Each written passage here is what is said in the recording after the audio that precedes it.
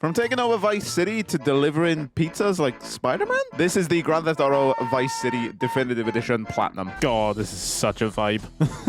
So to platinum this game, you need 100% the game, obtain a few miscellaneous trophies, while also watching out for a few missable trophies. Out of the trilogy of the games, this was easily the one I was most looking forward to revisiting. I absolutely love how this game looks. I love the soundtrack, even if I can't listen to it. I don't remember too much of the story, aside from this opening monologue. My head out of the gutter for one freaking second and fate shovels shit in my face. And the damn final mission. Tommy! I'm gonna shovel rockets so far up his ass if he carries on. I do often get asked with these games, are they worth picking up now? Even after everything that happened when these games launched? And to that I say, these games are definitely still fun to play. If you can look past the odd glitch that happens, come on, man. I have been playing this game for 15 minutes. And you find this game on a decent sale, I definitely recommend a pickup. But between how this game launched and how horrible the Red Dead Redemption situation is, it's really hard to look forward to anything that Rockstar does these days. What are you doing? Making a mistake. Making a mistake. So a quick rundown of things to 100% of the game. I say quick rundown, it's quite a lot to do. There's 21 main story missions, 13 gang missions, 5 assassination missions, 11 parked vehicle missions, 5 vehicle jobs.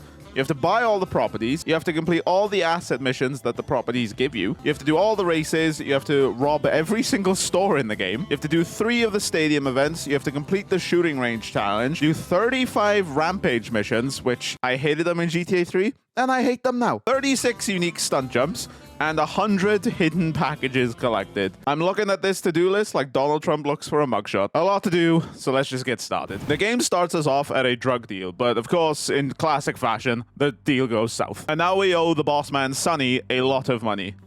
Look, Sonny, we were set up. The deal was an ambush. Harry and Lee are dead. You better be kidding me, Tommy. Tell me you still got the money. No, Sonny. I don't have the money. That was my money, Tommy! My money! It's a rather simple premise. We start from nothing to then rise to eventually own everything in Vice City. So the game has started. We now have an open world to explore. Not all of it, since like GTA 3, some of the island is closed off. But we can basically do anything. And what do we decide to do? It's Grand Theft Auto. So are we going to steal some cars? Are we going to kill some people? No, we're going to do some taxi fares. So like GTA 3, you have these jobs to do in particular vehicles. You have to be a policeman with the vigilante missions. You have to be a firefighter and do fire truck missions. You have to be Spider-Man and deliver some pizzas. You have to be a paramedic and do all the ambulance missions. And of course, be a taxi driver. You have to complete level 12 on all of them, besides the taxi, where you have to do 100 taxi fares. Doing all of these does give you an upgrade to Tommy, so it's definitely worth doing these early on in the game. I complete a few of the taxi fares, but get very bored really quickly. And after a while, I just move on to the ambulance mission. I hated these in GTA 3 just because the ambulance tips over so easily in GTA 3. But in Vice City, it is so much easier. I got to level 12. And of course, like GTA 3, completing this gets you infinite sprint, which is definitely very useful in this game. And also gets us our second trophy of the game. I say second because I forgot to record it. You get a trophy for doing a police bribe. After completing the ambulance missions, we went straight back to the taxi fares. Pop a trophy for completing 25 of them. Only 75 of them to go. Then I just went a bit crazy. I did 50 taxi fares in a row without stopping. Okay. I ended up doing 63 taxi fares in a row and got a very nice bonus at the end, which for early game, it's a very decent amount of money considering you have to buy everything in the game. After completing 100 taxi fares, it's time to do some of the missions. Only like 4 hours into my playthrough, I'm starting the main mission. First thing we have to do is head over to Raphael's and pick up some new threads. We then pick up this chica and take her to pole position, the strip club of the game. Wink, wink. And after dropping her off, we complete our very first mission. The next mission, we gotta beat up the chef and steal his phone. Why we couldn't just buy our own phone is beyond me, but we'll take it. I don't think so, pal. That's not how this works. Next up, we gotta go back to Raphael's and get some different clothing, arrive at this protest, start beating up some protesters in order to start a riot. What is this game? But after completing this mission, we pop a trophy. Now on to the next mission. This mission has a missable trophy that we are going to obtain. We get decked out in some golf clothing and head off to the golf course. For this missable trophy, we just have to off this guy with a golf club. It's a rather easy one, and every time I see this in editing, I just get flashbacks to Last of Us Part 2. Oh, help me. Now we're going to do a cheeky little glitch in order to get on to the other part of the island. Like in GTA 3, it's a very simple glitch to unlock the rest of the map. You park an ambulance like this down by the docks, jump on top, and then for some reason, if you jump at this gate, you glitch through it. Well, in theory, anyway. Attempt number 2, we slip right through the gate. So what we're going to do now is grab this helicopter and start grabbing the 100 hidden packages in this game. I am begging these aren't in San Andreas. Like in GTA 3, every 10 packages gets you a weapon spawn, and then once you grab 90 and 100 packages, it gives you a tank or an insanely good helicopter. Also, at this point in the game, I didn't know about the cone mission glitch that gets you a ridiculous amount of money. So this is what I did early on just to get some money to stop buying some properties. But overall, the packages this time around weren't really that bad compared to GTA 3. Mainly because I could just use a helicopter to grab them all. And it really didn't take me that long to grab them in the long run. And we get a trophy.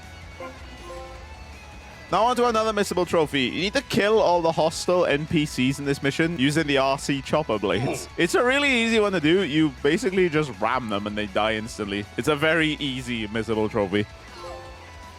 Then after completing the next mission, we officially unlock the next island, and this mission just goes absolutely crazy. We are taking people down from a chopper. We have a proper first shootout on the ground. And I always forget that when playing GTA how quickly your health disappears, even with body armor. But we grab this briefcase, complete the mission. After arriving on the island, we're going to pop 2 story-related trophies. Now for one of the next big story-related missions, we have to raid one of our hideouts and take out Diaz. There is another trophy here to take out Diaz with an M4. The M4 is already an amazing gun, so you'll probably get this naturally, but it's definitely something to keep in mind.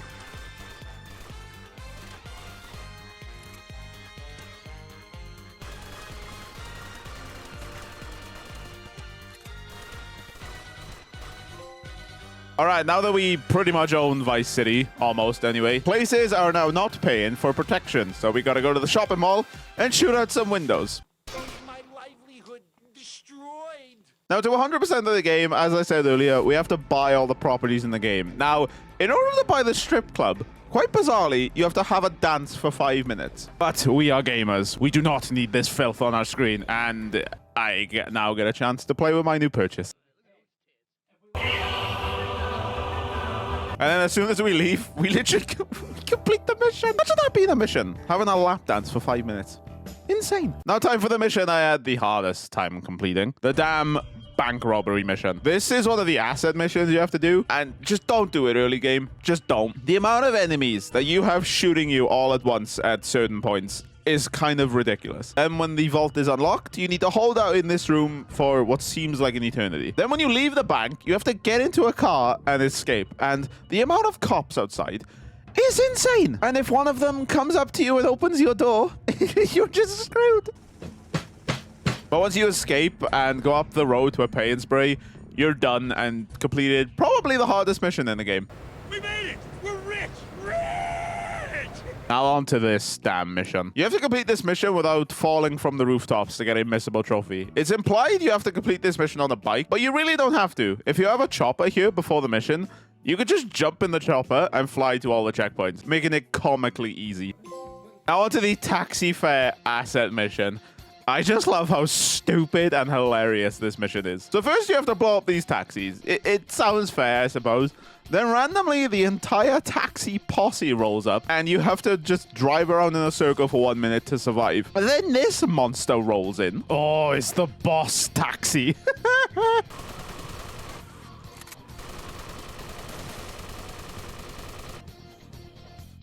That was fun. All right, now we have to deliver some ice creams. What is this game? So you play this stupid jingle.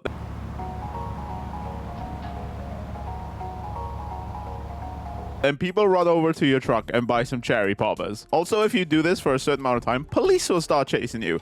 So highly recommended you do this near a pay and spray. But I was literally sitting there for 20 minutes selling ice cream. Who would have thought? Not me. Now on to one of the worst asset missions, the car showroom. Another mission where you have a list of cars that you have to find and then turn them into a garage.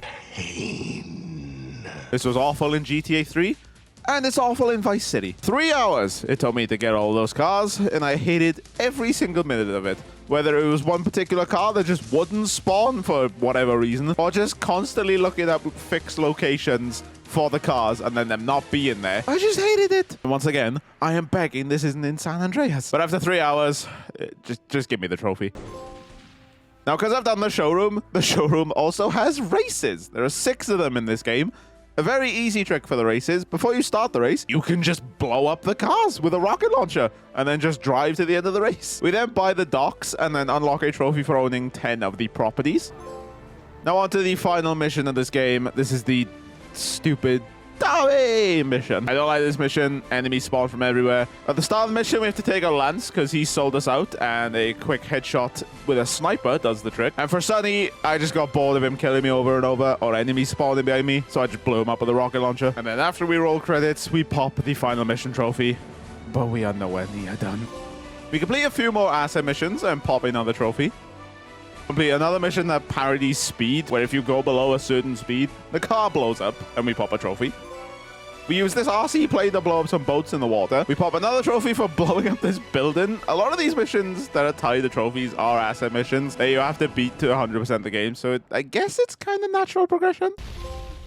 We pop this trophy for earning the Butcher criminal rating. I'll talk more about criminal rating later, because it stops me getting the platinum by a few hours. Now time for the assassination contracts. There really aren't too many of them. As I said earlier, the objectives are really rather simple. You'll just get a phone call giving you a target, and then you have to go take them out.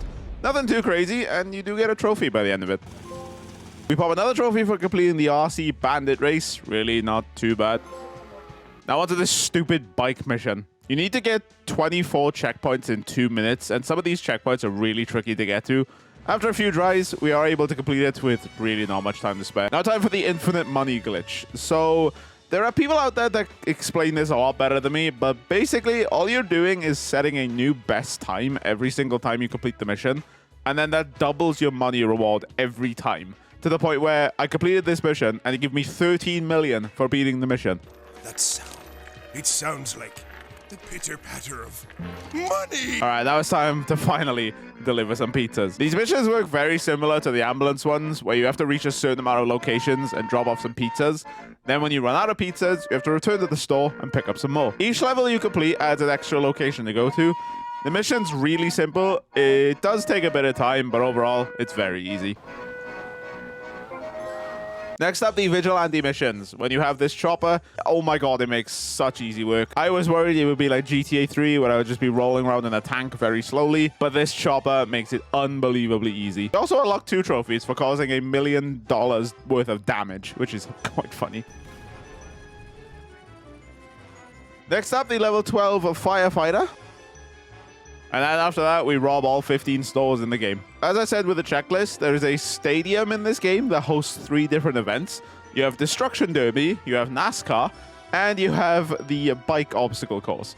None of them are really that difficult. Shouldn't take you too much effort to complete them all. Now for the Rampage missions. The only thing I want is for you to disappear, go away, leave forever! I hate these in GTA 3. And I hate them in Vice City. It's just pointless busy work, like most things in most open world games, to be fair. Now onto these stunt jumps. If you was in the live stream where I did all these, type 1 in the comments. But these were horrible, especially when I somehow missed 2 of them, and this particular jump wasn't registering for some reason. God damn it.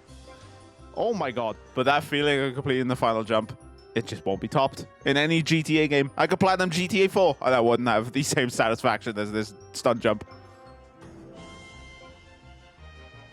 Oh my god. Then I quickly knock out the shooting range challenge. To do this, you have to get 45 points in the first section. Really not too hard. Just constantly shooting the back target gets you 3 points every single time. And it's just no problem. Oh, I also popped the 100% trophy accidentally in the game because there was a few apartments I was missing. Now for the Godfather rating trophy. There are numerous ways of doing this. The one I settled for was using the chopper to get to level 150 something, but for some reason my chopper just kept blowing up. So I then settled for the fire truck method, where every time you go in and out of your house, it would advance the levels. I did this for about 30 minutes, and then trophy. Oh, thank God for that. That was... Oh. Next trophy is to get the highest media rank. Very easy to do. Just go around the tank, keep blowing stuff up, and you'll get the trophy in about 5 minutes. Then hit the max speed with a Deluxo. I love that this is a reference to the Back to the Future, and the fact that you're driving a DeLorean and the trophy name references the end of the first movie. I just love it. It's great. We then had to hit a 30-second wheelie. If you're struggling with this, I recommend using the Sanchez and using the runway at the airport. Then channel in my inner CR7 and do 5 keepy uppies with the beach ball. Then I finally get to enjoy this game's soundtrack for a good hour, as you have to listen to a full song on the radio in the game, and then platinum.